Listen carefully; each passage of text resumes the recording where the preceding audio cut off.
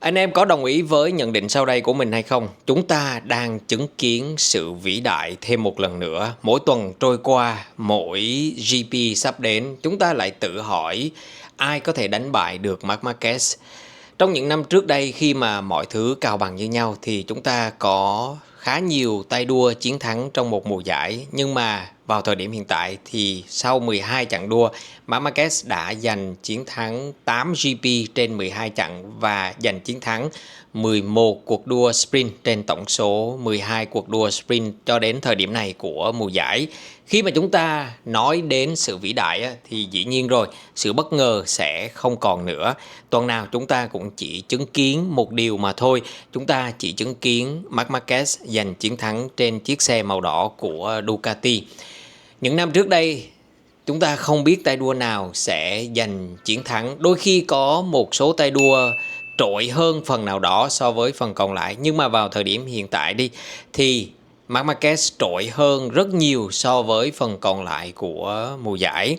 Điều đó được thể hiện qua điểm số. Mình không nhớ chính xác điểm số của Marc Marquez lúc này là bao nhiêu. Các bạn đợi mình một xíu nha, để mình mở cái file điểm số lên để chúng ta thấy được là Marc Marquez đã giành được bao nhiêu điểm ở mùa giải năm nay.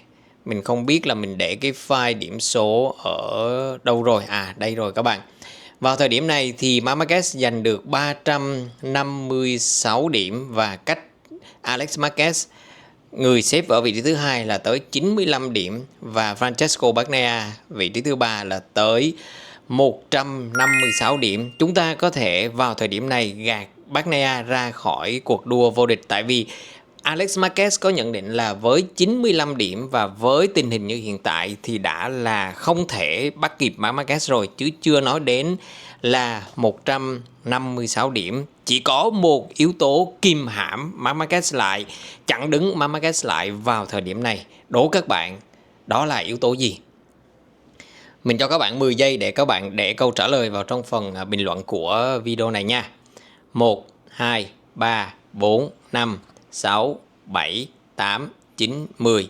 Chỉ có chấn thương mà thôi các bạn. Chỉ có chấn thương nghỉ dài ngày thì mới có thể là ngăn cản Marc Marquez để các đối thủ ở phía sau rút ngắn khoảng cách. Nhưng mà nếu như với phong độ hiện tại thì 95 điểm, 156 điểm thì coi như cũng đã là no hope rồi. Không còn hy vọng nào nữa.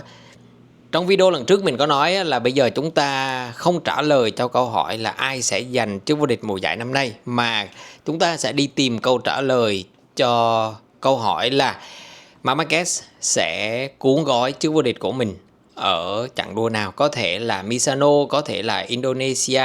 Nếu như mà Alex Marquez mất thêm nhiều điểm số từ đây cho đến những cái chặng đua mà mình vừa kể tên ra thì rất có khả năng là Marc Marquez sẽ ẵm cúp ngay tại Misano và chậm nhất là ở Indonesia. Thực sự số điểm của Marc Marquez vào thời điểm này phải nói là quá khủng luôn anh em.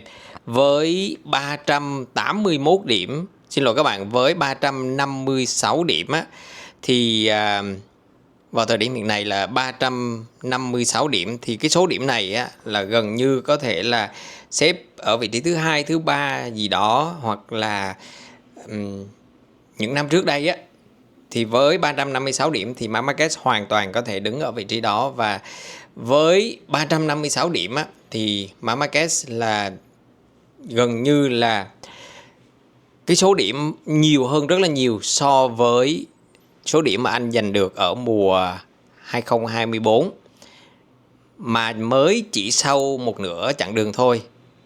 Chúng ta lấy một nửa chặng đường so với nguyên một chặng đường ở mùa giải năm ngoái thì số điểm của Marc Marquez vẫn nhiều hơn. Điều đó cho thấy là sự vĩ đại đang hiện diện ở MotoGP.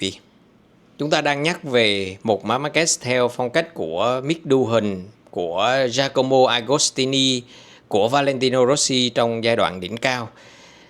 Đó chính là những sự vĩ đại và Marc Marquez hoàn toàn xứng đáng đứng trong sự vĩ đại đó. Nhiều người còn dự đoán là nếu tiếp tục với phong độ như hiện tại thì 89 chiến thắng GP của Rossi có thể bị xô đổ trong vòng 1 hoặc là 2 năm nữa. Bây giờ Marquez có 70 chiến thắng rồi và chỉ còn 19 chiến thắng nữa thôi, thì anh sẽ coi như là đứng trong ngôi đền của những huyền thoại. Khi mà được hỏi Marquez có nghĩ về chức vô địch thế giới vào thời điểm này hay không thì anh nói là có. Bây giờ tôi không quan tâm nhiều lắm đến kỷ lục, mà điều tôi quan tâm duy nhất đó là chức vô địch thế giới. Nhưng mà hiện tại thì tôi cũng không có được lơi là, không có được mất tập trung. Tại vì như năm 2014 tôi đã có một vài trận bị ngã xe khi mà cứ tiếp tục giành chiến thắng. Đó là trận ở Misano và ở Aragon mùa 2014. Nhưng mà tôi đã học được rất là nhiều từ những sai lầm ở trong quá khứ, và bây giờ tôi chỉ muốn là tập trung vào từng trận mà thôi, và mọi thứ sẽ tự ăn khớp với nhau khi mà mùa giải trôi về những cái vòng đua cuối cùng. Chức vô địch chắc chắn là đã ở trong tầm tay rồi. Marquez coi như là to lose đó, chứ không phải là to win nữa các bạn. Bây giờ đã ở trong tầm tay rồi, nếu không biết bảo vệ nữa thôi thì coi như là mất chức vô địch. Nhưng mà về cơ bản thì chức vô địch này là của Marquez rồi.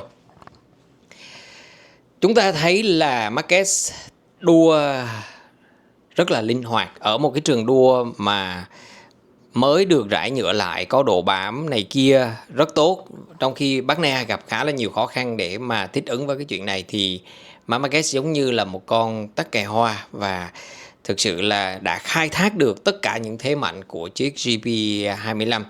Về linh hồn thì chiếc GP24 và GP25 không khác nhau là bao nhiêu, nhưng mà điều quan trọng là người khai thác nó chính là Marquez. Anh đã coi như là tận dụng mọi điểm mạnh của chiếc xe này cộng với tài năng thiên bẩm của mình để mà đưa chiếc xe này tới 11 chiến thắng sprint và 8 chiến thắng GP.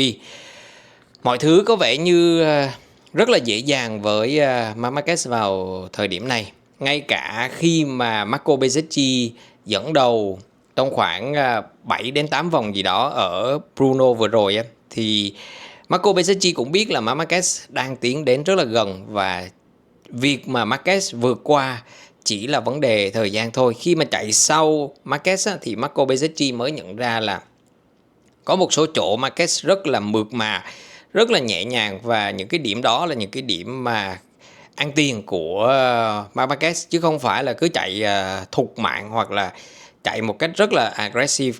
Điều đó cũng đồng nghĩa với việc là chiếc GP25 và Marquez có một lợi thế nhất định so với những chiếc xe khác. Những chiếc xe khác có thể là họ phải chạy mạnh hơn, họ có phải chạy theo những cái cách mà aggressive hơn, nhưng mà đối với combo Marquez và Desmo GP25 thì mọi thứ cảm giác như là muốn nhanh thì nhanh, muốn chậm thì chậm. Điều đó đã có bằng chứng trong suốt mùa giải năm nay rồi. Chẳng hạn như là gần nhất là ở Sprint Brno đó, để cho Acosta vượt qua, nhưng mà chỉ cần một xíu nỗ lực thôi là Marquez đã vượt qua lại Acosta. Và cũng giống như vậy với những tay đua khác ở hôm đua chủ nhật.